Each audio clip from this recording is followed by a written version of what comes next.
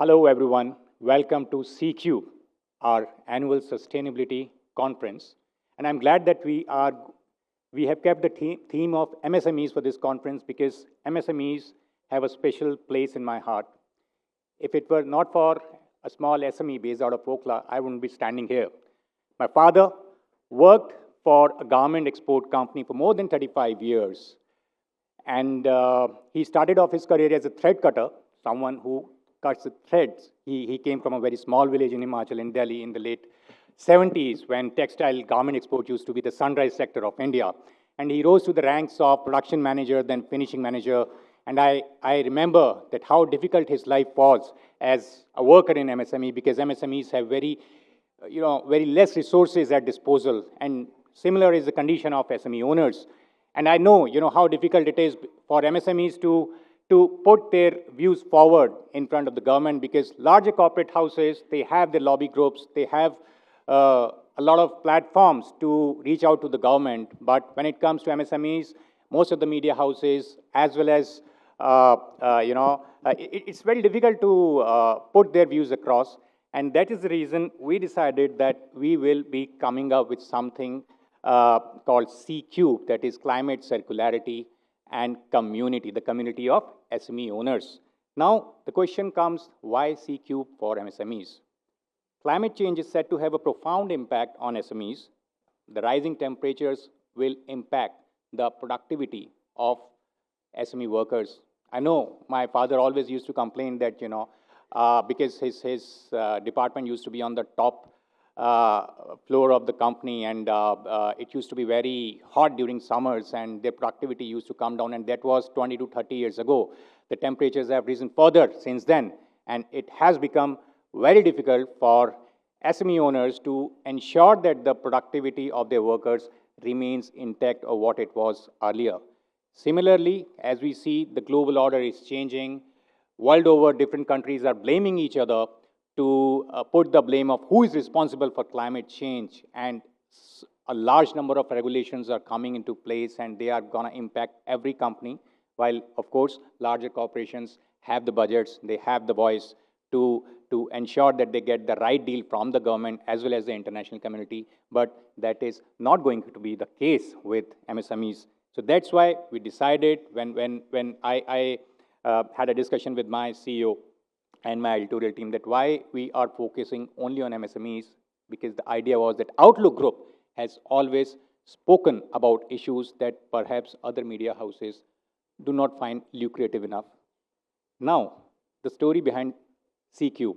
There is an interesting story, because few months ago, while everyone knows that, sustainability is a big theme in India and the world, but few months ago when the current president of United States, Donald Trump, was racing ahead in the electoral presidential race against Kamala Harris, there were doubts in our mind as well that whether sustainability will cease to be an issue for the world, and whether India and Indian companies and Indian government will be interested anymore in sustainability. We had our doubts, we had long meetings, but after talking to the industry, government people, as well as SME owners, we realized that India, as a leader of Global South, will not be able to say no to the issue of sustainability, because we are the most impacted country in the world. The West has the money to deal with climate change. We don't. And we need to ensure, with the government policies and the effort of SME owners, that we adopt sustainable practices so that our export competitiveness does not go down. The world order is changing, the global trade is changing, and we need to be competitive enough to ensure that India becomes a developed nation by 2047. Now, what is Outlook Business doing? Over the last 1 year, we have launched a platform called Outlook Planet. We are the only media house in the country that has a dedicated platform for sustainability. We have a separate page on our website. We have a separate section within our magazine called People, Profit, Planet. We have a podcast called People, Profit, Planet, and where we interview global climate finance professors, we talk to experts, we talk to SME owners, as well as bigger corporates, that what they are doing to make their businesses sustainable. And Over the last 4 to 5 months, we have consistently carried uh, a small booklet, but a very informative booklet in partnership with our partners, Primus partners, those people who can just see those magazines on the table. You can just open the magazine and you can just see the kind of content we have created over the last 4 to 5 months. And that's just the beginning, because this is a very long journey, and we have to ensure that MSMEs are at the forefront of all the discussions related to sustainable finance, because green finance is not something which is easily available. But whatever the efforts of the governments are, be it the center government or the state governments, we need to ensure that SMEs are not left behind in this race to sustainability. Also, just to give you a glimpse, the kind of content we do, I would like to just showcase over here a very small video produced by my colleague Akshay Chavla. It took us more than a month to create this video, but this video, I believe all of you would be able to relate with it, because this video is actually on the theme of thrifting, which is becoming very popular in the West these days. You know, people are talking about, oh, we are thrifting. But actually, if you just, once you look at this video, you will realize that thrifting has been part of Indian culture since time immemorial. Just think about your childhood. A lot of people who happen to be the younger siblings at their homes, they used to wear the clothes of their elder sibling, you know, or someone senior in their home. I remember having worn the clothes of my mamaji. Also, my dad. There was a time, in fact, I never had to purchase shirts, because my dad and I used to share the same size, you know. So the most expensive shirts we used to share. Then maybe I just put on some weight, so now I've stopped wearing the shirts of my dad. But that has been the Indian culture, Indian ethos. Indian economy was always built on the theme of sustainability.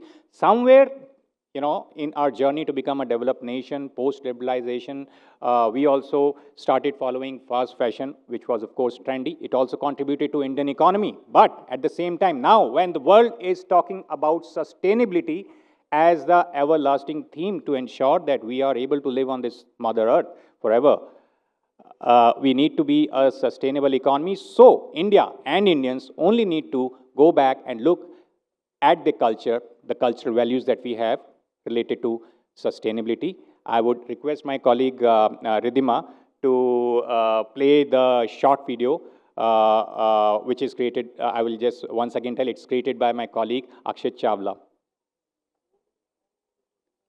Look at this clothing market in Delhi.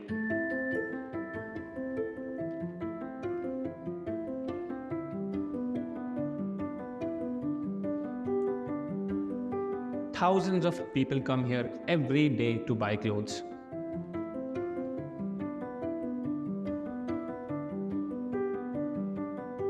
You'll find clothes that cost just 2 rupees or less. I bought this flying machine t-shirt for myself for 10 rupees or $0.1. This would cost 1,000 rupees or $10 in a branded shop. पूरी दुनिया में घूम लो, हमारे रघुवीर नगर जैसा कहीं भी सस्ता चीज नहीं मिलेगा. But this market is more than just a place where you can buy cheap clothes. It also helps in saving the environment.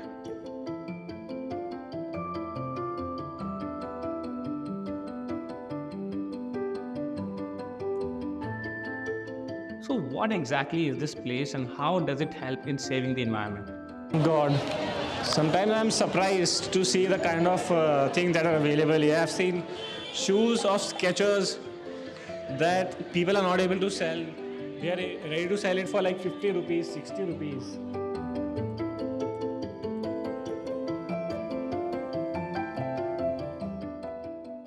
This market is situated in Raghuveer Nagar in Delhi and is dominated by the Gujarati community. This is basically a large second-hand clothing market where tens of thousands of clothes are sold every day. Honestly, this is a staggering number. These old clothes would have otherwise ended up in landfills, leading to pollution. Reusing these clothes helps in building a circular economy. Circular economy is basically a concept that says that products in the economy should not be wasted and should be put to use again and again by reusing, recycling, repairing, etc. Circular economy reduces the need to create more products and reduces the amount of waste that we generate. Building a circular economy is a very important step towards tackling climate change.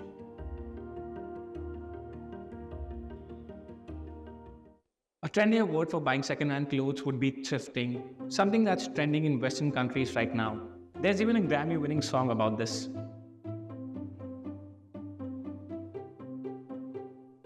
So this practice of thrifting has been rooted in Indian tradition and culture for a long time now. It helps people get cheap clothes and also helps the environment. Here's how the community in Raghubir Nagar helps keep this tradition alive. First, these shopkeepers go to different houses to collect old clothes. They buy used clothes from households and in return provide them with utensils, which is something that households can put to use. And once this collection is complete, they set up a shop in Raghubir Nagar market to sell these clothes. These clothes are segregated based on their quality and put up for sale. This market starts at 4 in the morning and ends at around 12 noon. This practice of collecting and selling old clothes has been in India for decades and has become a part of India's tradition.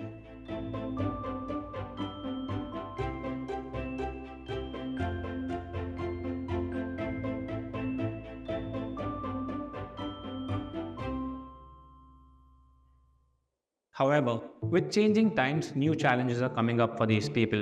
The Barthanwala community is in some sense dying out. There's not a lot of interaction that a lot of urban consumers are having with the Barthanwala community. The kinds of materials that they're getting does not have a lot of cottons in it and is mostly mixed blends. When you look at their market where they are supposed to sell this, that market still wants cottons. If as a reseller, I'm say selling that material at a 50 rupees, 100 rupees per piece. You today are able to get, by the way, first hand, new clothes at that price as well. Then why would someone want to go for a second hand material? All of these challenges have made it very tough for the community to survive.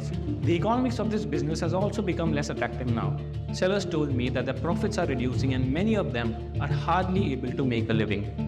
Today, markets are flooded with fast and cheap fashion. More and more clothes are being produced every day and this is also leading to a lot of textile waste. पिछले 5 सालों से मैंने कोई नए कपड़े नहीं खरीदे। जो कपड़े मैं कलेक्ट करके लाता हूँ कई ऐसे क्लोथ्स होते हैं कि मुझे लगता है कि यार ये क्लोथ्स मैं पहन सकता हूँ, तो मैं भी थ्रिफ्ट के ही क्लोथ्स पहन रहा हूँ। जब तक हम प्लास्टिक वेस्ट का प्रॉब्लम सॉल्व ही नहीं कर पाए तब तक हमने एक दूसरा प्रॉब्लम खड़ा कर लिया, दैट इज टेक्सटाइल वेस्ट। ठीक है, और वो प्लास्टिक वेस्ट से कहीं ज़्यादा बड़ी मुसीबत बनने वाली है आने वाले 3 साल, सिर्फ 3 साल।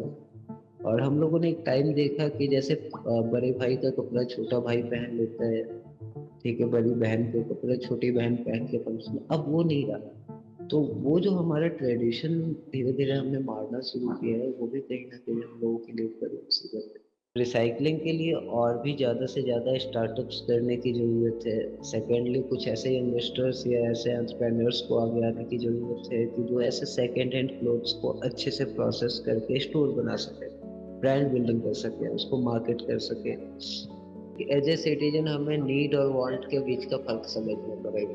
अगर मैं एक कोट पहन के 10 फंक्शन अटेंड कर सकता तो मैं आराम से करूँगा, मैं 10 फंक्शन के लिए 10 कोट ना खरीदूँ।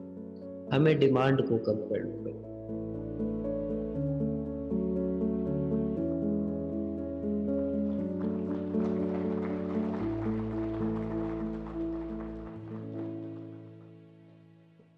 I hope all of you like this short video by Outlook Planet team. This is the kind of content Outlook Planet is doing, and this is just a glimpse of what we plan to do in future, and this actually sets the tone for the next 2 days of discussion on the idea around sustainability and MSMEs. Thank you very much, everyone.